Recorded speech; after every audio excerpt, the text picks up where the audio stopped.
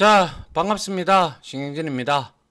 우리가 이제 지난 시간에 C 프로그램의 작성 과정에 대해서 한번 이해를 해봤죠. 그죠? 살펴봤어요. 그죠? 자, 이번 시간에는 이제 C 프로그램의 구성 요소에 대해서 한번 살펴볼까 합니다. 우리가 지금 앞에서 살펴봤듯이 간단한 프로그램을 하나 작성을 해서 그거에 대해서 조금 살펴보기는 했으나 디테일하게 우리가 이제 좀 살펴볼 필요가 있죠. 예, 그래서 한번 보도록 합니다. 자, 먼저 C 프로그램의 기본 구조인데요.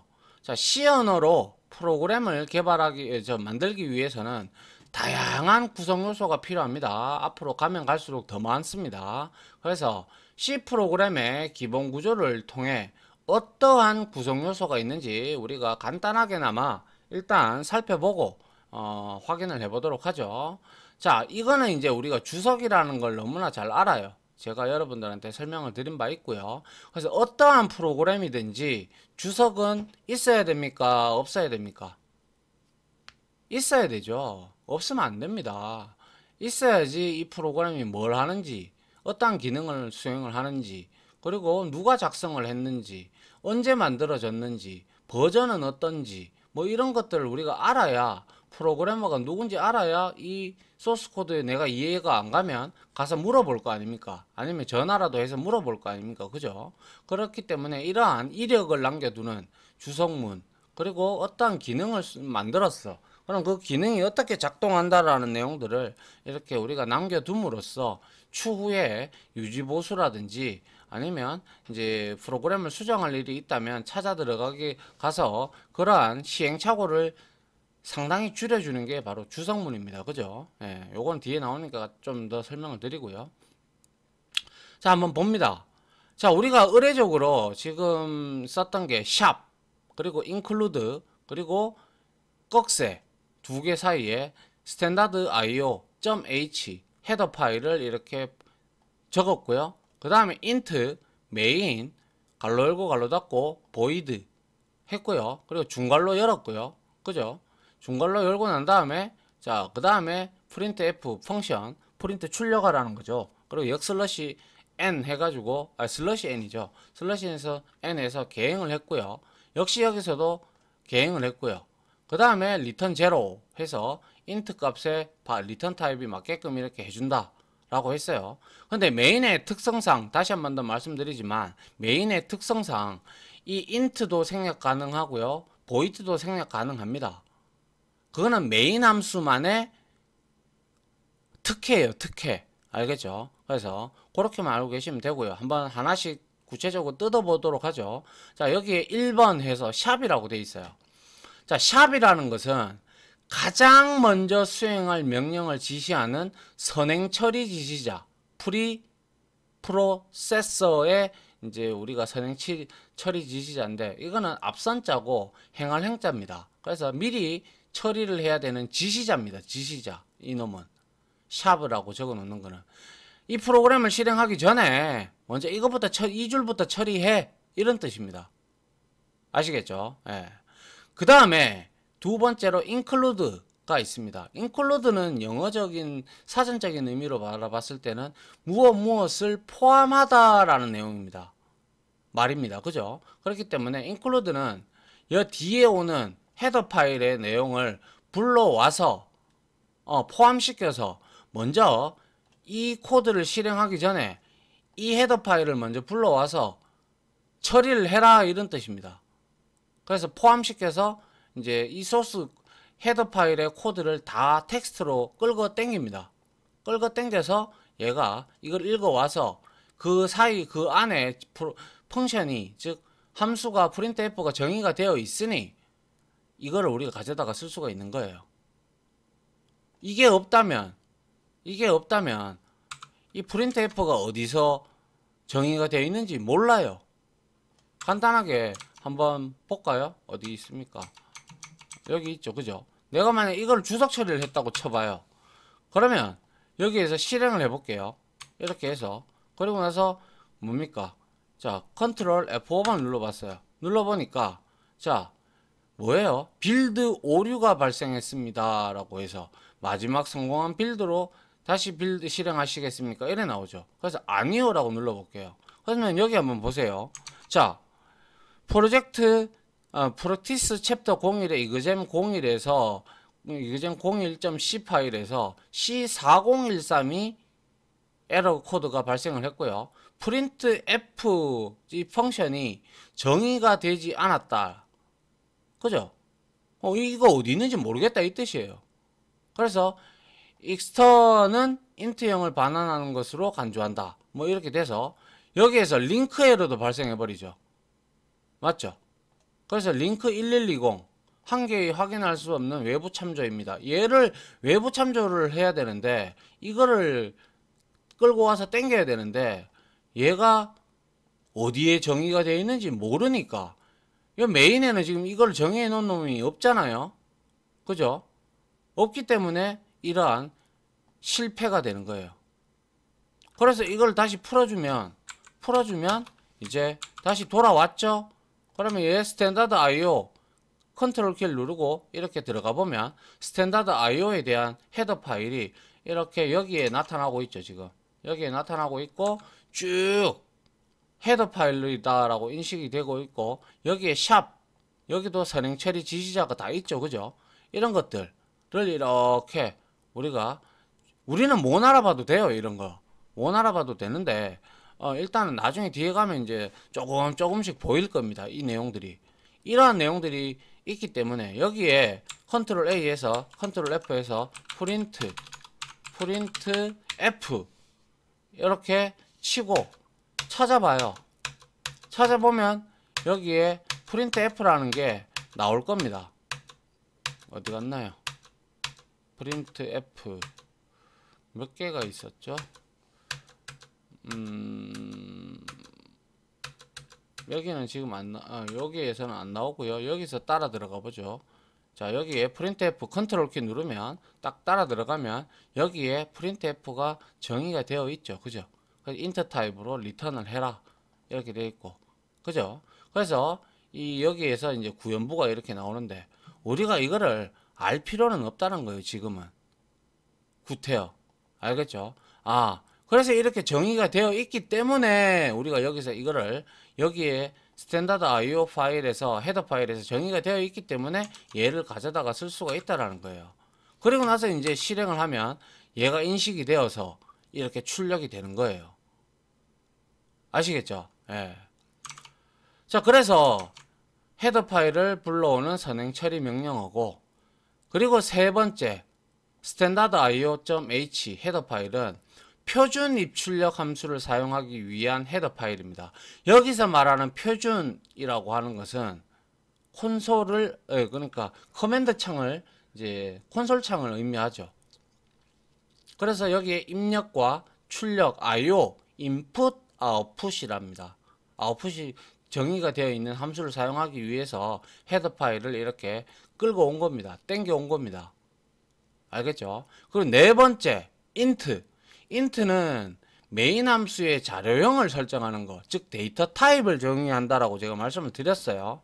그 int는 리턴 값, 즉 반환 값이라고 했어요. 그래서 int는 정수값 형태로 리턴을 해줘야 된다라는 거예요. 알겠죠? 근데 만약에 내가 int를 정수값으로 반환을 하지 않고 자, 예를 들어서 여기에서 내가 여기에서 리턴을 적어줘야 되겠죠? 이렇게 0 이렇게 해주면 아무 이상이 없는데 여기에다가 내가 1.0000 이렇게 했다고 쳐봐요. 그리고 나서 이거를 실행을 한번 해보죠. 실행하니까 어떻게 돼요? 나오기는 나와요. 왜? 이거는 메인이니까 그래요. 메인이니까.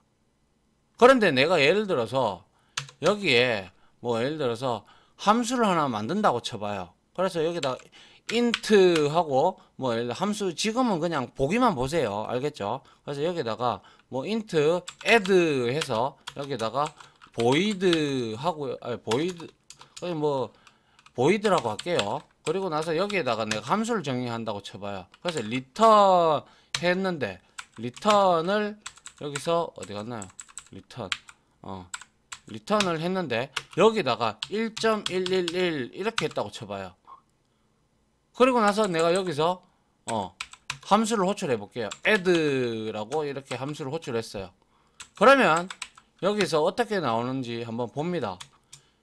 자, 실행을 해봤어요. 해보니까, 자, 여기에서 지금 문제가 add가 정의가 되지 않았다. 그러면 이거는 위로 올려야죠. 이거는 이제 정의가 되어야 되니까. 그래서 자, 요렇게 위로 제가 올려 볼게요. 어떻게 되는지. 아이고. 지금은 그냥 보세요. 알겠죠? 지금은 그냥 보시는 게 좋아요. 자, 이렇게 애들 냈어요. 그리고 나서 실행을 해봤어요. 해보니까 출력이 되는 데는 문제가 없어요. 그런데 여기에서 add해서 여기에서 1.0을 이제 리턴하게끔 만들었어요. 근데 내가 여기서 add를 호출할 때 반환값으로 만약에 int 이게 숫자기 때문에 이런 거예요. 근데 내가 만약에 리턴해서 여기가 아니죠. 이거는 0으로 하는 게 맞고요. 여기에서 1.11로 했는데 여기에다가 내가 문자열을 str을 이렇게 줬다고 쳐봐요. 그러면 이건 타입이 전혀 맞지 않거든요. 타입이 전혀 맞지 않기 때문에 여기에서 내가 받아들일 때 int로 예를 들어서 내가 b 해서 이렇게 받아줬어요. 그리고 나서 printf 해볼게요. printf에서 아직은 여러분들 몰라도 좋습니다. 그래서 %d 해놓고 여기에다가 b라고 내가 이렇게 쳤다고 쳐보죠. 그죠? 이렇게 했어요. 그리고 나서 실행을 해봤어요. 해보니까 에러가 뜨죠. 왜 그래요? 대충 짐작을 해보건데 어떠냐 하면, 자, 여기서는 return str에서 이거를 우리가 문자열 타입이라고 합니다. 그래서 문자열을 리턴을 하고 있어요. 문자열하고 정수하고 타입이 같나요? 틀리죠. 그런데 이 함수를 호출했을 때는 이게 이제 형식 지정자라고 해서 우리가 나중에 배울 텐데요. 이 b가 이 d는 데시멀의 약자입니다. 그렇기 때문에 이 b가 지금 현재 이 값을 호출해 가지고 int 타입으로 받았어요. 그러면 이 스트링 값, 즉 문자열 값을 여기에다가 이렇게 출력을 하게 되면 문제가 되죠. 이건 정수값만 출력할 수 있는 건데, 그죠? 그렇다고 해서 여기에서 형식 지정자 s를 넣었어요. 그리고 나서 다시 실행을 해봤어요. 근데 또 문제가 발생을 했어요. 왜요? 이거는 문자열을 출력을 하라는 놈인데, 문자열을 출력하는 놈인데 타입이 정수형이에요. 그러면 되겠어요? 안 되겠어요? 안 되겠죠? 예. 이러한 문제점이 발생을 한다는 거예요. 그래서 int라는 이 반환형, 이제 우리가 나중에 함수를 배우면 이렇게 우리가 위와 같이 리턴 타입을 이거와 일치를 시켜줘야 돼요. 알겠습니까? 예. 그래서 우리가 여기에다가 뭐 예를 들어서 char 해서 자 이렇게 제가 했다고 쳐줘. 포인트를 하나 쳤다고 쳐요. 그리고 나서 여기에서 %에서 해서 여기다가 내가 예를 들어서 여기를 선언할 때 char 해서 자 포인터 타입으로 받았어요. 그리고 나서 여기다가 b를 이렇게 출력을 해봤어요. 그럼 실행 한번 해볼까요? 해보니까 자 여기에서 문제가 외부 참조가 또 문제가 됐나요? 자 빌드를 먼저 한번 해보죠. b 했어요. 빌드 시작하니까 한 개의 확인을 할 수 없는 외부 참조입니다 라고 이렇게 나오죠. 그러면 자 add 했고요. 그 다음에 여기에서 %s b를 받았고요. 자 여기에서 내가 add를 바로 한번 넣어 볼게요. 이렇게 호출도 가능하니까요. 자 이거를 주석 처리하고요. 그 다음에 실행을 해봤어요. 해보니까 역시 문제가 발생이 됐습니다. 그죠? 문제가 발생이 됐을 때 이거는 S 타입으로 받아가지고 캐릭터 타입으로 포인터 배열로 지금 상수값을 리턴을 하게끔 만들어 놨는데 이거를 우리가 배열로 한번 만들어 볼까요? 배열해서 여기에다가 우리가 배열 타입으로 받아가지고 이렇게 해서 여기다가 B를 이렇게 넣어보면 어떻게 될까요? 자 여기에서 실행을 해보죠. 역시 문제가 또 발생을 했네요. 프린트가 이거 때문에 발생했군요. F를 넣어줘야죠. 자 이렇게 하면 역시 또 발생을 했네요. S의 형식이 맞네요. 그러면 이거를 이제 아까처럼 캐릭터 포인터 배열 형태, 상수 이제 값 형태로 이렇게 넣어줘야 돼요. 그래서 자 여기에다가 이거를 줄이고요. 자 포인터 배열 타입으로 이렇게 B 타입으로 받았어요. 그리고 나서 저장을 하고 다시 실행을 했을 때 이제 결과론적으로 str이라는 값이 출력이 되죠. 맞나요? 이렇게 맞춰주지 않으면 상당히 까다롭다는 거예요. 그래서 이게 이제 데이터 타입을 명확하게 우리가 이거와 이거를 맞춰줘야 된다는 거예요. 아직은 몰라도 좋습니다. 그만큼 리턴 타입이 중요하다는 뜻을 의미하는 겁니다. 알겠죠? 예. 자, 그래서 int는 메인 함수의 자료형 설정으로 int는 반환값을 정수형으로 설정한다는 의미다 라고 했죠. 그래서 얘는 분명히 정수만 받아야 돼요. 리턴 값으로. 그런데 이거는 메인이기 때문에 메인 함수는 이거 생략 가능하다라고 했습니다. 메인 함수이기 때문에 그래요. 특성이 그래요. 예. 자, 그 다음에 메인하고 괄호 열고 괄호 닫고 보이드를 했어요. 이거는 메인 함수의 괄호 안에 형식인 매개 변수를 생략한다는 의미. 보이드를 적어줘도 되고 안 적어줘도 된다고 했어요. 자, 한번 보시죠. 여기서 이거를 이제 다시 주석 처리를 하고요. 자, 이렇게 주석 처리를 했어요. 그리고 여기서도 역시 얘놈을 호출을 안 해야 되겠죠. 그래서 얘를 이렇게 했어요. 그리고 나서 여기에다가 뭡니까? 형식 지정, 잠깐만요. 뭐였죠? 보이드였어요. 그래서 여기에서 이것도 주석 처리를 하죠. 그리고 나서 여기에다가 보이드 지워도 상관없어요. 그리고 int도 이렇게 지워도 상관없어요. 그리고 나서 실행해봐요. 출력되죠, 그죠? 이거는 메인의 특수성입니다. 그래서 여기에 괄호 안에 들어가는 거, 제가 분명히 1강에서 잠깐 언급한 적이 있는데요. 여기에 들어가는 거, 보이드가 들어가면 되는데, 그리고 리턴 타입은 int로 설정을 해주면 되는데, 이 보이드는 다시 한번 말씀드리지만 없는, 공허한 이런 뜻입니다. 그리고 여기에 들어가는 인자값들, 제가 뭐라고 했습니까? 매개 변수, 아규먼츠, 그리고 파라메타, 그리고 인자값, 이 다 4개가 똑같은 말이에요. 똑같은 말이기 때문에 여기에 들어가는 걸 통상 우리가 매개 변수라고 거의 흔히 얘기를 하는데요. 이 매개 변수는 여기에 들어옴으로써 이 값을 여기다가 우리가 활용을 할 수 있다는 거예요. 예를 들면 이런 거죠. 이렇게 해서 이렇게 했단 말이에요. 근데 add잖아요. 근데 add는 정수 2개를 받아서 int형으로 리턴을 해줘야 되잖아요. 그럼 내가 여기서 int a 그리고 int b를 이렇게 만들었고, 리턴에서 여기다가 a 플러스 b를 리턴을 했다고 쳐봐요. 그러면 정수가 2개가 여기에 들어와야 된다는 의미예요. 그러면 이거 2개를 더해서 int 타입으로 리턴을 해주겠다 이 뜻입니다. 그냥 한번 들어보세요. 함수 들어가서 우리가 디테일하게 다시 배울 거니까요. 그러면 이렇게 됐을 때 호출할 때는 어떻게 해야 됩니까? 이 형식에 맞게끔 호출을 해줘야 돼요. 그래서 호출할 때는 자 여기에서 좀 줄일게요. 이렇게 같이 봐야 되니까. 자 이렇게 되어 있을 때 이렇게 정의가 되어 있단 말이에요. 그죠? 그럼 여기에서 지금 에러가 나오죠. 그래서 갖다 대보면요, 함수 호출의 인수가 너무 적습니다 라는 에러가 뜨죠. 그러니까 여기에 인수가 보이드가 아니고 여기에 정수형 타입 2개를 넣어달라 이 뜻입니다. 그럼 제가 여기에다가 7 그리고 2 이렇게 넣었어요. 그리고 나서 이거를 받을 때 int로 받아줘야 되겠죠. 그죠? 그리고 난 다음에 프린트 f에서 데시멀 형태로 나타내야 되니까 d를 넣어줍니다. 그러면 얘는 결과값이 어떻게 나오는지 보세요. 9가 나오죠. 9가. 요거 좀 개행을 할까요? 요것도 역시 해서 역슬러시 n을 이렇게 넣어주고요. 다시 실행을 해보면 자 이렇게 값이 9가 나온다는 거예요. 더해서. 아시겠죠? 이게 이제 매개 변수 인자값이에요. 그런데 여기에는 들어가도 되고 안 들어가도 그만이에요. 그런데 여러분들이 이렇게 함수를 나중에 이렇게 선언을 하고 할 거면 반드시 여기에 인자값이 동일하게 맞추어서 들어가야 된다는 거예요. 이해하시겠죠? 예. 그래서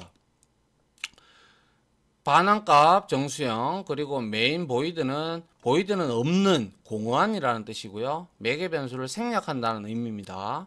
그리고 프린트 F는 큰 따옴표 즉 더블 코테이션 안에 있는 문자열을 화면에 출력해주는 표준 출력 함수 어디에 정의가 되어 있다? 3번 스탠다드 인풋 아웃풋이라는 헤더 파일에 정의가 되어 있기 때문에 얘가 작동을 한다라고 말씀을 드렸습니다. 그죠? 그리고 마지막으로 이제 우리가 요거 블럭 메인 함수의 명령 구간을 나타내는 거예요. 그래서 이 메인 함수가 되어 있으면 정의를 내릴 때 자, 요렇게 이 실행 구간을 요렇게 나타내 주는 게 바로 블럭입니다. 블럭. 알겠죠? 자, 그리고 역슬러시 그냥 슬러시 n은 강제로 줄을 바꾸는 강제 개행 제어 문자, 특수 문자라고 한번 언급한 바 있습니다. 그죠? 아울러 세미콜론 얘는 뭡니까?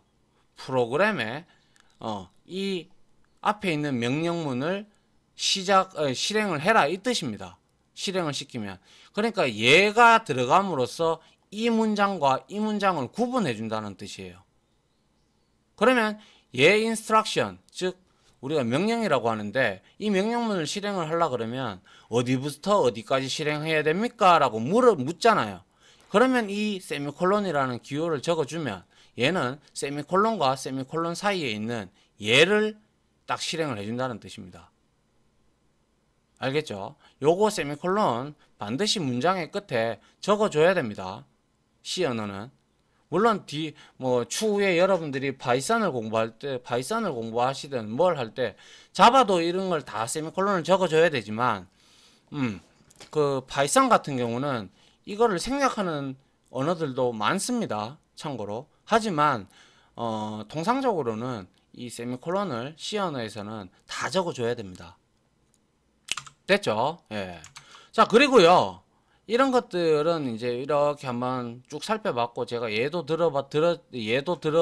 들어서 보여드렸지만 한번 일단은 그걸 다 완벽하게 이해할 필요 없어요. 뒤에 가서 디테일하게 할 거니까 그때 가서 이제는 이해하셔야 됩니다 라고 제가 설명을 따로 드릴 거예요. 그러니까 일단 한번 봤다. 아, 이 정도 이렇게 되는구나 라는 것만 여러분들이 알고 있으면 된다라는 거예요. 개념적으로. 아, 그렇구나. 이렇게만. 알겠죠? 그래서 소스 코드의 왼쪽에 있는 이러한 일련 번호들이 있죠. 이거는 이제 비주얼 스튜디오 코드에서 자동으로 제공을 해주는데요. 이 비주얼 스튜디오 코드는 컴파일과 디버깅 작업할 때 오류가 발생하면요. 해당 줄 번호를 이렇게 가르쳐 준단 말이에요. 그러면 우리가 줄 번호가 나타나도록 환경을 설정을 해두면 디버깅 작업 시, 즉 오류가 발생했다면 몇 번째 줄에서 오류가 발생했는지 우리가 발생한 코드를 쉽게 찾아갈 수가 있겠죠. 맞나요? 그러한 내용입니다. 아시겠죠? 예. 자, 그 다음 한번 볼게요. 내용이 좀 길었는데요. 그만큼 구조에 대해서 여러분들이 알고 계셔야 쓰는데 이해가 될 거 아닙니까? 무작정 쓰는 것보다 알고 쓰는 것과 모르고 쓰는 것은 얘기가 아예 천차만별입니다. 그죠? 예. 자, 그 다음 볼게요. 자, 그리고 이제 주성문이 나오는데요. 주성문은 이미 설명 다 드렸어요. 그죠? 코멘트 스테이트먼트라고 해가지고 이 주성문은 코멘트, 설명문입니다. 프로그램에는 전혀 영향을 끼치지 않고 녹색 글자로 이렇게 나타나죠. 그죠? 해봤잖아요. 그죠? 그래서 소스코드에 설명을 부여하는 것으로 프로그램을 추후에 여러분들이 유지보수를 하는 차원에서 많은 도움을 준다. 이미 말씀드렸습니다.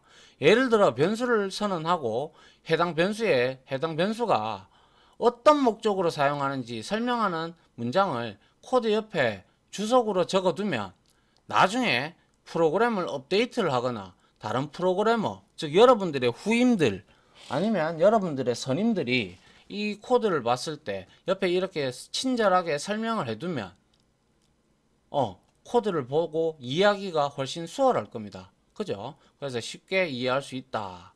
그리고 C 언어에서 주성문은 다음과 같이 두 가지. 장문일 경우에는 이렇게 요렇게 슬러시 하고 아스타리크라고 얘기합니다. 요거는 요렇게 우리가 이제 곱하기 표시로 이렇게 나타내는 방법 하나, 아니면 슬러시 그냥 두 개, 그죠? 슬러시, 역슬러시 그냥 두 개 해가지고 이렇게 한 줄로 표현할 수도 있다라고 했습니다. 그리고 단축키는 컨트롤 시프트 슬러시 이렇게 사용을 하시면 됩니다. 그래서 이렇게 한 줄일 때는 뭐 이런 형태로 하시든 뭐 여러분들 원하시는 대로 하시면 됩니다. 그거는. 그리고 주성문을 달지 않은 프로그램은 현업에 거의 없다고 보면 돼요. 왜 그럽니까? 제가 프로그램을 짜기 시작했을 때는 소위 말해서 주성문을 안 다는 프로그래머들이 상당히 많았습니다. 그러면 그 밑에 들어오는 후임이나 아니면 대체자가 들어온다면 그 앞에 있던 이전에 했던 프로그래머한테 이런 주석을 안 달아 놓으면요, 욕 얻어먹습니다. 아, 프로그램을 왜 이딴 식으로 짜놨으면 설명이라도 해야 다음 그 프로그래머가 이해하기가 쉽잖아요. 근데 뭐 악의적인 양심을 가지고 그렇게 안 적어 놓을 수도 있겠지만은, 근데 웬만하면 적어 두시는 게 가장 좋은 방법이고 자기 자신한테 일단 좋습니다. 당장에야 내가 이거를 해서 어떻게 해서 뭐죠? 알고리즘을 만들어 가지고 뭐 해결책을 만들었어. 당시에 몇 시간 동안 생각을 하면서. 근데 그거 주석 안 달아놨어요. 근데 석 달 뒤에 거기에서 에러가 났어요. 그러면 여러분들 그거 찾아 들어가 봤는데 또 시행착오를 겪어야 되죠. 왜? 당시에는 생각이 나서 이렇게 해결을 했지만 사람의 뇌는 한계가 있다 보니까 3년, 6개월 뒤에 에러가 안 터지리라는 보장은 없어요. 프로그램이 완벽한 건 없기 때문에. 그래서 이제 수정하려고 들어가 봤더만은 그때 당시에 10시간 넘게 생각을 해서 내가 이렇게 짰는데 이렇게 못 알아보겠어. 그럼 또다시 또 헤매겠죠. 물론 처음 생각할 때보다는 덜 힘들겠지만 그래도 또 시행착오를 또 겪는 거예요. 하지만 주석을 잘 달아 놓으면 우리는 구태여 그거를 10시간 그때와 같이 비슷하게 생각을 할 필요는 없다라는 것이죠. 그게 나나 자기가 짠 프로그램이 본인이거나 아니면 타인들한테도 좋다라는 것이죠. 아시겠죠? 서로 같이 윈윈해야 되니까 주석은 반드시 달아주시는 게 좋습니다. 자, 그리고 이제 선행 처리 지시자 앞에서 나왔죠. 샵 이거는 이거부터 먼저 처리해라라는 뜻이고, 그리고 include standard io.h 이렇게 나와 있는 이런 것들인데요. 그래서 선행 처리기는 우리가 영어로는 프로세서라고 합니다. 란 각종 매크로와 외부 파일에 대한 명령이 들어있는 헤더 파일을 프로그램에서 사용하도록 호출해서 연결해주는, 링킹해주는 거예요. 그래서 선행 처리 명령은 컴파일 하기 전에 미리 처리가 됩니다. 제가 말씀드렸죠. 미리 처리가 된다고요. 그래서 선행 처리기라고 합니다.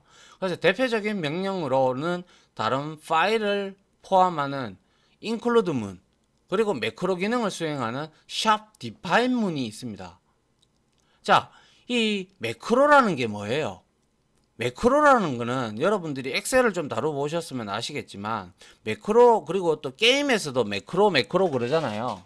그 매크로라는 뜻은 우리가 자주 사용하는 여러 개의 명령어를 묶어서 하나의 새로운 명령어로 만드는 방법 자체를 우리는 매크로라고 합니다.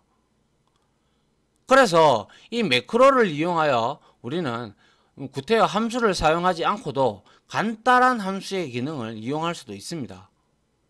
그래서 통상적으로 샵 define 문을 이용을 해서 우리가 만들어 둘 수가 있는데요. 뭐 예를 들면 코드로 제가 작성을 한번 간단하게 해보면 이런 거예요. 이렇게 해서 샵 하고요. define의 뜻이 뭐죠? 정의하다라는 뜻이에요. 그래서 여기에다가 내가 뭡니까? 뭐죠? 여기에다가 예를 들어서 add 이렇게 이제 적어둡니다. 그리고 나서 여기에다가 a와 b 이렇게 매개 변수를 받는다라는 뜻이겠죠? 그죠? 그리고 나서 여기에다가 실행 코드를 중블록으로 하는 게 아니에요. 이거는 그냥 그대로 여기에다가 define에서 add 했으니까 add a 플러스 b가 이렇게 되는 거예요. 아시겠죠? 이렇게 해놓으면요, 우리가 메인 함수에서 호출할 때 그냥 함수를 호출하지 않고 위에 정의된 선행 매크로를 이렇게 add 해서 여기다가 7, 23, 21 이렇게 던져주면요, 이 각각의 값이 여기 a와 b에 할당이 돼서 더해서 여기 결과가 44가 나오게 되는 거예요.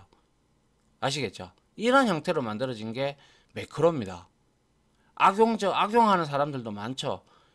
매크로를, 그죠? 프로그램 게임에서 막 이렇게 뭐 돈이나 머니 이런 것들을 막 이렇게 돌려가지고 돌리는 프로그램들을 우리가 흔히 매크로 하죠.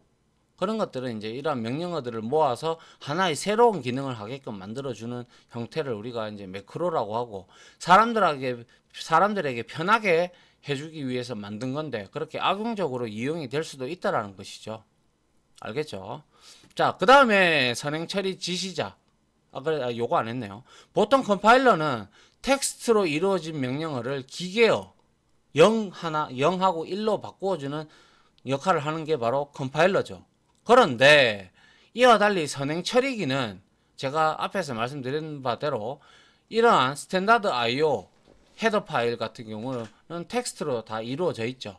그 텍스트로 그냥 변환을 하는 거예요. 그래서 이렇게 텍스트로 변환된 결과를 소스 코드에다가 추가를 하는 거예요. 포함을 하는 거죠. include가 포함을 시킨다는 뜻이잖아요. 추가한 뒤에 프로그램이 실행이 되는 거예요. 조금 얘기가 틀리죠. 그죠? 예. 그래서 선행처리 지시자는 선행처리기 명령을 구분하기 위해서 사용하는 문자로 C 언어에서는 샵으로 표기한다. 샵으로 시작하는 거는 무조건 여러분들은 선행처리기라고 보시면 돼요. 선행처리 컴파일 되기 전에 먼저 실행이 되는구나 라고 여러분들이 이해를 하시면 돼요. 알겠죠? 자, 예를 들어 샵 include를 사용하여 선행처리 지시자임을 나타내면 프로그램 소스 코드를 컴파일할 때 반드시 이 부분을 가장 먼저 처리한다는 거예요. 먼저 선자, 앞선자를 이용을 해서 먼저 처리하는 거예요. 알겠죠? 그리고 선행처리 명령 사용 시 주의점은요, 항상 선행처리 지시자인 샵으로 시작을 합니다. 알겠죠? 그리고 명령문 끝에 얘는 세미콜론 붙지 않습니다. 아시겠죠? 예, 기억하십시오. 예. 그리고 하나의 명령만 웬만하면 사용합니다. 근데 여러 개의 명령을 사용을 할 수 있는데 그렇게 하면 가독성이 떨어지기 때문에 그렇게 하지 않도록 합니다.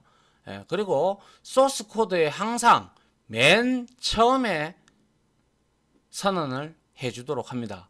그래야 미리 얘가 위에 있는 코드 절차 지향적이다 보니까 이렇게 스텝 바이 스텝으로 진행을 한다고 했어요. 그래서 위에 있는 거 먼저 선행 처리 지시자로 되어 있는 명령문을 실행을 한다는 뜻입니다. 아시겠죠? 예. 앞으로 주구장창 나올 거니까요. 이 내용을 여러분들이 이해를 하고 계시면 된다라는 뜻입니다. 아시겠죠? 자, 그리고 선행 처리 지시자 중에서 명령의 종류가 있는데요. 선행 처리기 명령은 수행하는 작업에 맞게 선택하여 사용하도록 한다. C 언어에서는 사용하는 선행 처리기 명령어의 종류는 다음과 같다. include 설명드렸어요. 헤더 파일 등의 외부 파일을 불러올 때 쓰고요. 그리고 샵 define과 undefine 있어요. 이거는 이제 우리가 상수 치환, 상수는 변하지 않는 값을 우리가 상수라고 합니다. 나중에 변수와 상수에서 배우도록 할게요.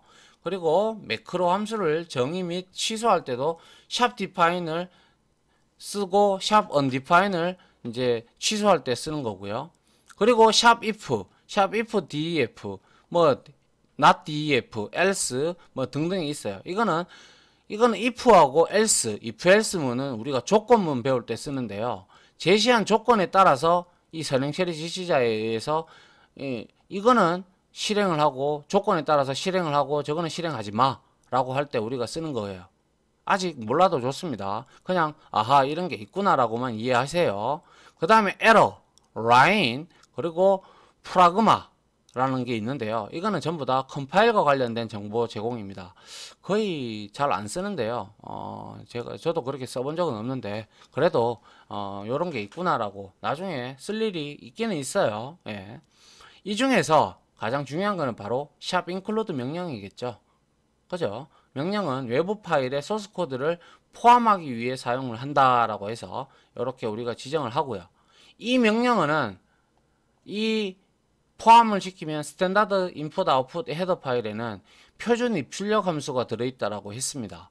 그래서 위의 명령은 scanf s와 함수와 printf 함수인데 scanfs는요 사용자로부터 콘솔 즉 명령어 CMD 창에서 사용자로부터 무언가 입력을 받을 때 쓰는 게 바로 scanf s 함수로 이제 함수가 됩니다. 이거는 이제 다음 장에 이제 나올 거예요. 그래서 이제 그 함수 그거는 입력이잖아요. 표준 입력. 그리고 이거는 표준 출력이죠. 그래서 함수를 사용하기 위해서 샵 include 얘를 선언했다라는 것이고요. scanf s 함수와 printf 함수는 스탠다드 인풋 아웃풋 헤더 파일에 들어가 있기 때문에 프로그램을 작성하기 전에 먼저 사용하겠다는 의미로 선행 처리기 명령어인 샵 include로 선언하는 거예요. 이제 이유를 명확하게 아시겠죠? 그리고 헤더 파일은 C 언어 컴파일러에서 제공하는 것을 사용할 수도 있지만 앞서 말씀드린 바대로 user define 헤더 파일을 만들 수도 있어요. 그거는 여러분들이 실력이 좀 쌓이고 하면 이제 만들 수 있습니다. 그래서 사용자 또는 프로그래머가 직접 정의해서 사용할 수도 있어요. 아시겠죠? 그 다음에 이제 우리가 헤더 파일을 보게 되면 이 헤더 파일에서 우리가 뭡니까? 이게 아니죠. 헤더 파일에서 우리가 특정 작업을 수행하기 위한 이 헤더 파일은 함수들의 목록. 그래서 이거를 라이브러리라고도 하고요. 헤더 파일이라고도 하는데 엄밀히 말하면 이 헤더 파일을 묶어 놓은 것이 바로 라이브러리입니다. 알겠죠?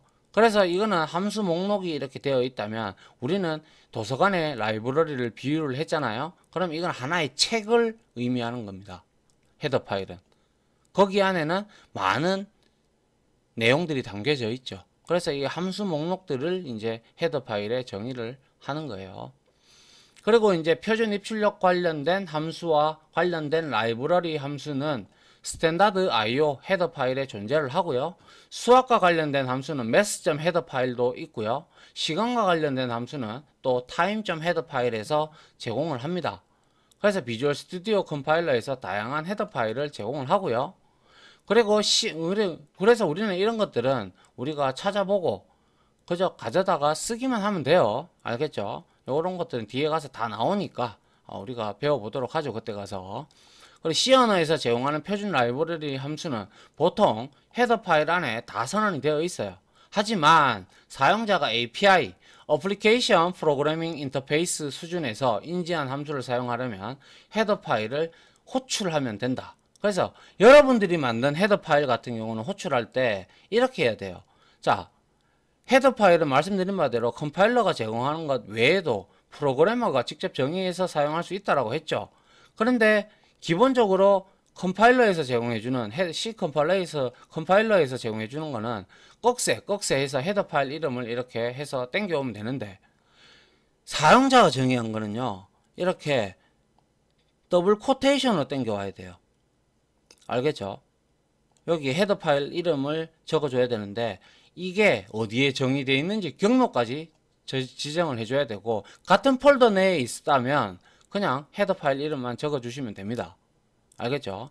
그래서 프로그래머가 직접 정의한 헤더 파일을 불러오려면 헤더 파일을 큰 따옴표로 묶어줘야 한다.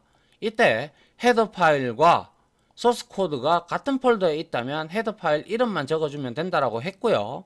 다른 폴더에 있다면 이와 같이 경로를 적어 주셔야 알아서 얘가 땡겨옵니다. 컴파일러가. 알겠습니까? 요거 차이점이 있죠. 나중에 어차피 같이 해볼 거고요. 한번 해보도록 합시다. 자, 그리고 나서 마지막으로 한번 요번 시간 좀 길었는데 요까지만 보고 마무리 할게요. 자, 헤더 파일의 종류가 있는데요. C 언어에서 제공하는 헤더 파일에는 다양한 매크로 그리고 상수, 라이브러리 함수의 원형 등이 정의가 되어 있는데 컴파일러마다 조금씩은 차이가 납니다. 그런데 주요 헤더 파일을 정리하면 주요 헤더 파일이라고 하는 것들은 컴파일에서 거의 다 제공을 해준다는 뜻이죠. 그래서 정리하면 다음과 같다. 자, unlock.header 이거는 나중에 뒤에 우리가 고급 부분에서 배울 겁니다. 메모리 동적 할당 그리고 커니어 헤더 파일은 직접 입출력 함수를 우리가 선언할 때, 그리고 ctype 이거는 문자와 검사 관련된 함수, 그리고 direct.h는 디렉터리 관련된 거고요. 그리고 dos.header는 ms-DOS를 제어할 때 필요한 함수, 그리고 뭡니까 errno 이거는 시스템의 오류 번호를 우리가 따로 지정을 할 수가 있어요. 지정이 되어 있는 게 있어요. 그거를 우리가 이제 헤더 파일에 찾아 들어가면 되고요. io는 당연히 저수준의 파일 입출력 함수를 선언할 때 쓰는 거예요. 매스는 수학이죠. 프로세스는 프로세스를 제어하는 거고요. 이거는 했죠. 스탠다드 IO. 그리고 stdlib 스탠다드 라이브러리 이거 많이 씁니다. 이거는 이제 문자열 변환과 기억 공간 할당을 함수를 선언할 때 씁니다. 그리고 strlib 이거는 수치 변환과 난수 관련된 거. 그리고 string.header 이거는 문자열이죠. 그리고 time.header 시간입니다. 그리고 window.header 이거는 윈도우 운영체제에서 제공하는 기능을 사용하기 위해서 어플리케이션 프로그래밍 인터페이스 즉 API를 제공을 해준다는 거예요. 이런 API는 그냥 여러분들이 그냥 함수라고 생각하시면 편해요. 함수하고 유사하다라고 생각하세요. 알겠죠? 그래서 이러한 window.header 파일이 존재하더라. 이게 이제 주요 헤더 파일들이에요. 거의 이 정도만 써도 여러분들이 프로그래밍을 하는 데는 크게 불편함은 못 느낄 겁니다. 앞으로 이런 것들에 대해서도 쭉쭉 배워 나갈 거니까요. 뭐 지금 당장은 몰라도 상관없습니다. 아시겠죠? 예, 여기까지 강의는 마무리하도록 하고요. 좀 어려운 내용들을 좀 했는데, 왜냐하면 이러한 내용들은 여러분들이 잘 사용을 하지 않으면 모를 수가 있어요. 모를 수가 있는데 앞으로 이러한 코드를, 이러한 기본 구조들을 알고, 그리고 주성문, 선행 처리, 매크로 상수, 그리고 이런 것들을 여러분들이 주의점도 알아두시고 정리해 두신다면 여러분들이 나중에 코드를 작성할 때 편리하게 작성을 할 겁니다. 아시겠죠? 그래서 이런 것들은 알아두셔야 되죠. 알아두셔야 여러분들이 프로그램을 짜는데 이게 왜 쳐야 되는지 이유는 알고 쳐야 될 거 아닙니까? 그죠? 예. 그래서 이런 것들에 대해서 이제 알아봤습니다. 헤더 파일까지. 자, 이렇게 해서 마무리할게요. 시간이 좀 길어졌습니다. 일단 양해 좀 부탁드리고요. 설명을 하다 보면 시간이 길어질 수도 있으니까요. 자, 아무튼 지금까지 강의 들어주신다고 수고하셨고요. 저는 이제 다음 강의로 찾아뵙도록 하겠습니다. 자, 아무튼 고생하셨습니다. 자, 다들 감사합니다.